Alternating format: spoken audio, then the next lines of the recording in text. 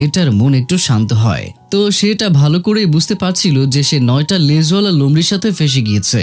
তখন 9টা লেজওয়ালা লোমড়ি চায়ে চিনি দেওয়ার কথা শোনার জন্য পেছনে তাকায়। তখন দেখে মেয়েটা নেই। আসলে মেয়েটার মনে হয় ফক্সের পিছু ছাড়িয়ে সে ঠিক হয়ে যাবে, কিন্তু সে জানতো না যে আগে কি হতে চলেছে। একদিন কলেজে তার একজন মোটা ফ্রেন্ড মজা করে যখন মেয়েটাকে স্পর্শ করে, তখন মেয়েটা ধীরে ধীরে পড়ে যায়। মেয়েটার মোটা ফ্রেন্ড কিছুই বুঝতে পারছিল না, কারণ সে তো মেয়েটাকে জোরেও চেপে ধরেনি।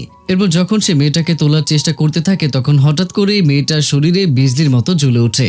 অন্যদিকে ফক্সও এই জিনিসটা অনুভব করতে পারে। যেরকম ফক্স ভেবেছিল সেই রকমই হয়।